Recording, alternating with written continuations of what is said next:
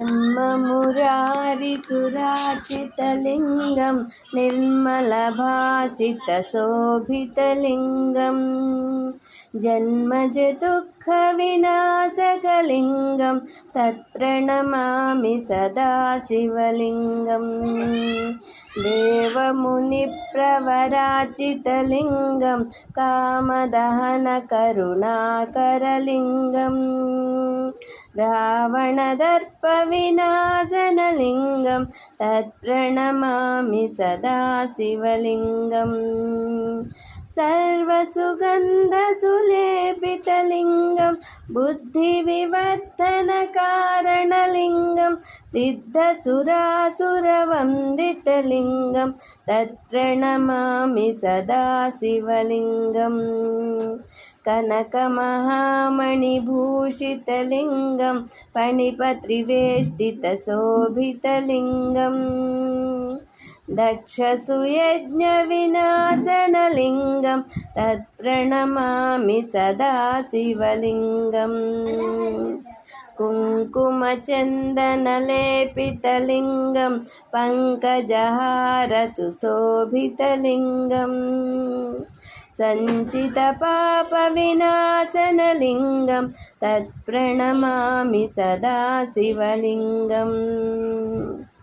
देवगणार्चितसेवितलिङ्गं भावैर्भक्तिभिरेव च लिङ्गं दिनकरकोटिप्रभाकरलिङ्गं तत्प्रणमामि सदा शिवलिङ्गम्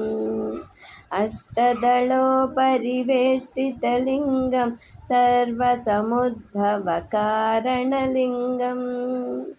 अष्टदरिद्रविनाशनलिङ्गं तत्प्रणमामि सदा शिवलिङ्गम् सुरगुरुसुरवरपूजितलिङ्गं सुरवरपुष्पसदार्चितलिङ्गं परमपरं परमात्मकलिङ्गं तत्प्रणमामि सदा शिवलिङ्गम् लिङ्गाष्टकमिदं पुण्यं यः पठेत् शिवसन्निधौ शिवलोकमवाप्नोति शिवेन सह मोदते। रामचन्द्राय जनकराजमनोहराय मामकाभीष्टदाय महितमङ्गलम् चारुकुङ्कुमोपेतचन्दनालु चर्चिताय हारकटकशोभिताय भूरिमङ्गलम्